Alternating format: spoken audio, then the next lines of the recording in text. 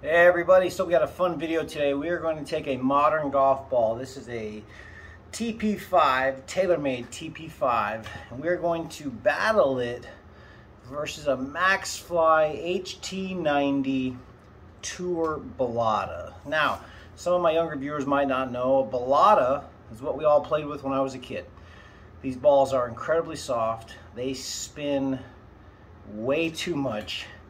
And I'm surprised I even have one that doesn't have a crack in it, because if you hit it thin, it would put a huge smiley face on the ball and it would be useless.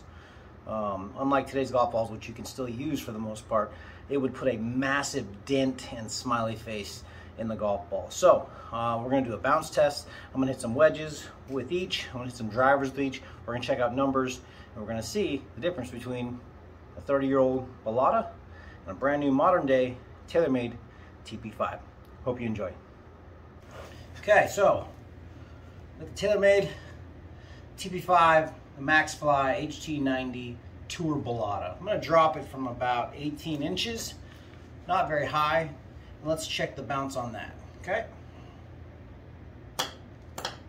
pretty similar. Okay, I'm going to go a little higher, 2.5 feet. Okay. Boy, you can hear how dead that golf ball is. Okay, I'm going to stand up and drop it from about chest high now. Okay.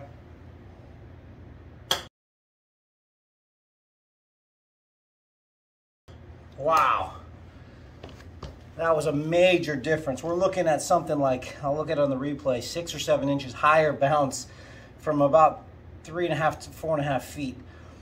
That's a pretty major difference. Now, I'm going to do some research because the ball actually looks a little smaller as well. I don't know if the Balatas were smaller or if it's just because of the color of the ball making it appear that way. Do some research and I'm going to put that in the video as well. So according to my research, the golf ball is 1.68 inches, and before 1990 it was actually 1.62 inches. So I guess my eyes weren't playing tricks on me. We're going to start with some pitching wedges and check the spin numbers. So here we go.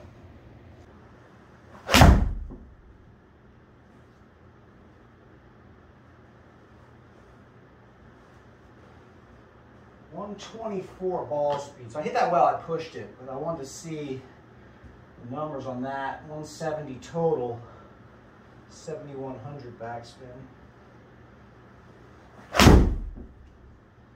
It's a good ball to measure. 122, 9,300, 56 carry, 63 total. Okay. All right. Oh my gosh, you can feel it. Wow, just moving the ball around. I hope it reads. Here we go. This is the Balata with the pitching wedge.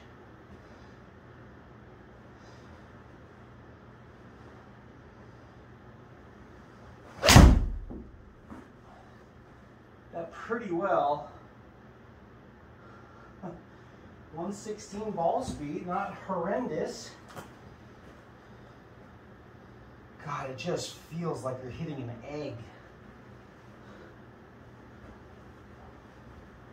Backspin actually went down. I wonder because the ball is so dead. Wow, 121 ball speed. Fascinating. Boy, I would not have expected that. And all you ever hear about is, oh, these modern day golf balls they're so much hotter. I hit that pretty well. I was expecting it to be quite a bit lower than my golf ball speed wise. A couple miles an hour difference, which is quite shocking actually, especially because how dead it sounds. Huh, interesting. Let's try it with the driver now.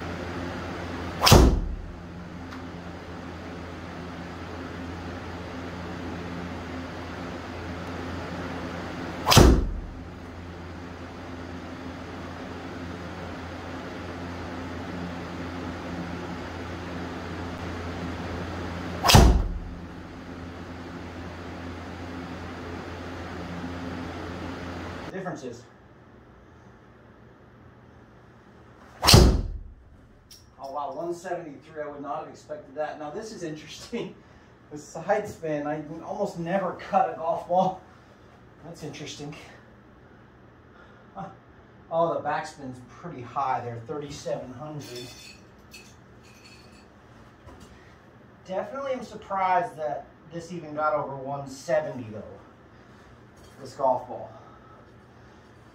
Very surprised. I towed it. It's interesting how it's cutting. I don't hit cuts. If I tow it, it always will come probably too much hook on it. So to see these balls cutting is a little odd. I mean, 174 ball speed, I am shocked. I am absolutely shocked. I am totally shocked.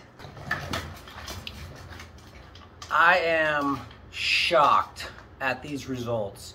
I fully expected, especially based off the bounce test we did before we started, that there would be a significant gap in ball speed from a TaylorMade TP5, very modern golf ball, very expensive golf ball, to a 35, 40-year-old, very old, appears to be very used, Tour Balata, Maxfli HT90 Tour Balata. I want to make sure you guys can see that. So the numbers are shocking. What did we find?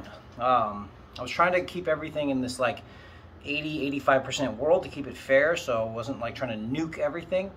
The highest pitching wedge we had ball speed wise with the TaylorMade was, I believe, 125, and the highest we had with the Maxfli was in the 120 range, which is just baffling. I fully expected this to be 110, 111. I mean, some astronomically low number compared to the modern golf ball, and especially based on, you know, when you hear everyone talk about, and even when I was a kid, I remember playing these, and I know they could spin like crazy. Sometimes I would spin them off the back of the green, literally to the front of the green if you were into the wind 100 feet, because it just spins so much at the courses that I played at. And so I even had a little bias thinking, yeah, this is going to be way shorter. The golf ball is the reason why everyone hits it so much further nowadays, but I'm not so sure. I mean, you look at those driver numbers, and with the TaylorMade, we were in the 175 to 179 range, which is about right when I'm cruising. This was 170 and 174. I mean, that's not much of a difference. That's not much of a difference at all. I expected it to be sub 160.